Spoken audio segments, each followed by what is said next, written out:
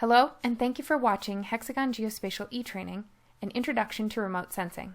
In this module, we'll cover understanding imagery, a look at how imagery is made, types of imagery, and finally, image resolution. Let's begin by understanding imagery.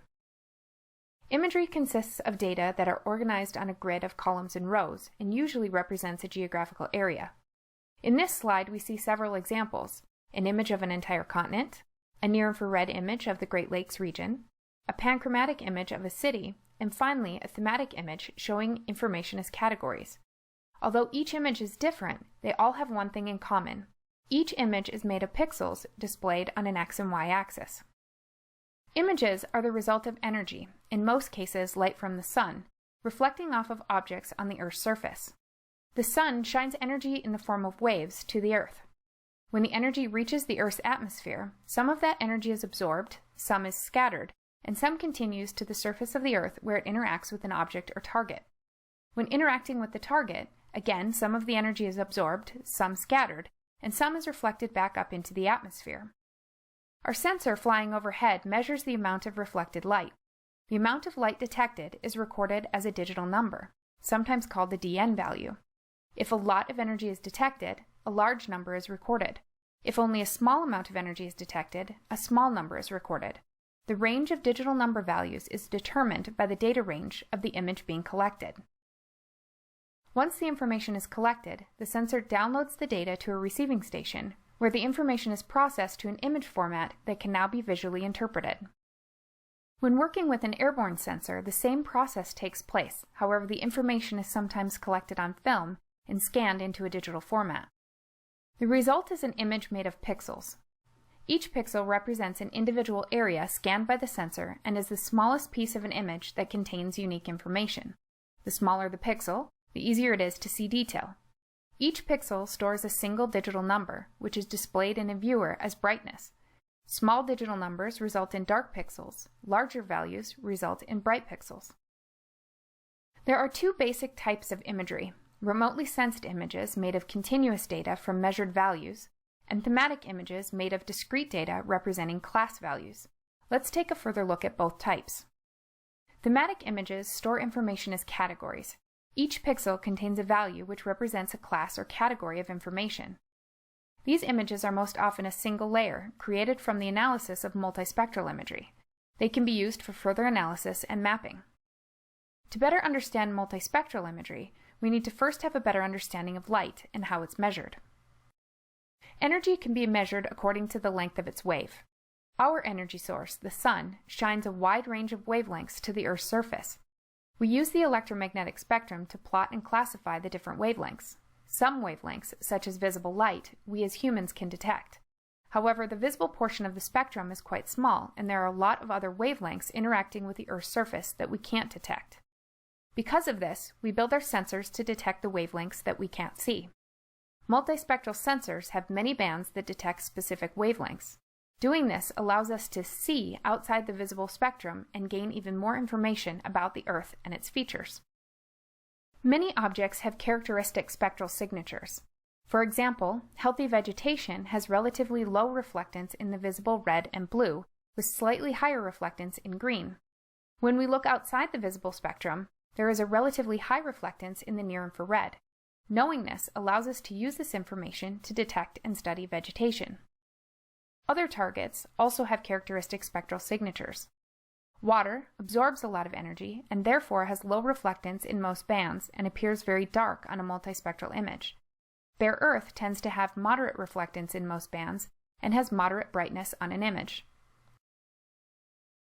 There are two types of continuous images: panchromatic and multispectral.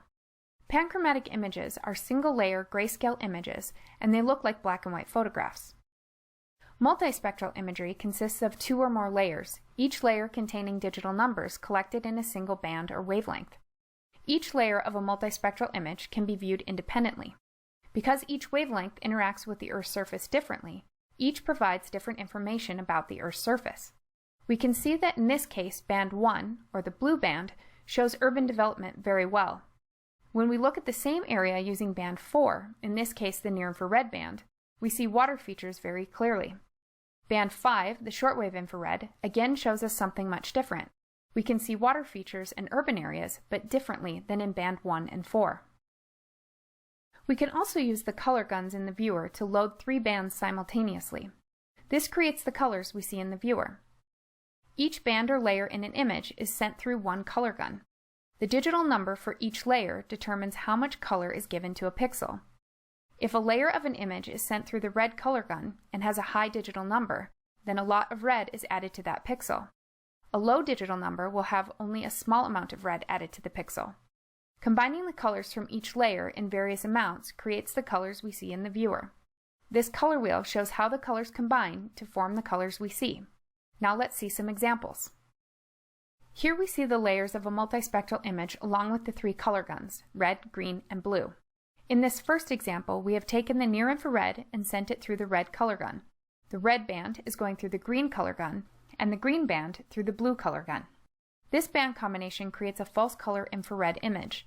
Vegetation is red, bare ground, cyan or blue, and water is very dark, almost black. If we change the bands so shortwave infrared is sent through the red color gun, near infrared is sent through the green, and the red band is sent through the blue color gun, we now see something very different. Vegetation is now orange, urban and bare ground are lavender, while water is still very dark. Finally, if we want to view the image in true color, we send the red band through the red color gun, the green band through the green color gun, and the blue band through the blue color gun. The image is now displayed using natural colors. Through this example, we can see that by using different band combinations, different features become more obvious. We can use these band combinations to help locate and extract the information we are most interested in. Let's move on and discuss image resolution. There are 4 types of image resolution: radiometric, spatial, spectral, and temporal resolution. Let's take a few minutes to understand each of them. Radiometric resolution refers to the bit depth, and it determines the range of digital numbers stored within an image. Computers store information using ones and zeros. Each bit within an image has 2 possible values, a 1 or a 0. Therefore, 2 to the exponent bit value defines the range of values found in an image. For example, if we have a 2-bit image, we can calculate 2 to the second power equals 4. There are 4 possible values in a 2-bit image. Because 0 is a value, the range is 0 to 3. If we increase the bit value to 4, we can calculate 2 to the 4th power equals 16, resulting in a data range of 0 to 15. 8-bit imagery has 2 to the 8th power, or 256 values, resulting in a range of 0 to 255. The number of values increases as the bit range is increased. There is also a difference between signed and unsigned data. Both have the same number of total values, but signed data will have both positive and negative values, while unsigned data will have only positive values. Next, we have spectral resolution. This is determined by the number of bands in an image. A multispectral image is typically considered to have moderate spectral resolution, while hyperspectral imagery containing hundreds of bands is considered to have high spectral resolution. Temporal resolution refers to how frequently a sensor can image the same area. Each collection method and each satellite has a unique revisit time. Knowing your image collection frequency in contrast to the temporal resolution of a sensor can help determine which sensor or collection method is best for a given project. Finally, we have spatial resolution. This is the type of resolution most commonly discussed with imagery. Each sensor has an inherent limitation on its spatial resolution, and each sensor is unique in this value. Expressed as the smallest object that can be detected by the sensor, the smaller the number, the higher the spatial resolution. Understanding these concepts, how imagery is collected, types of imagery, and image resolution, can help you get the most out of your imagery and remote sensing. Thank you for watching this e-training module from Hexagon Geospatial. For more e-training, visit hexagongeospatial.com/etraining.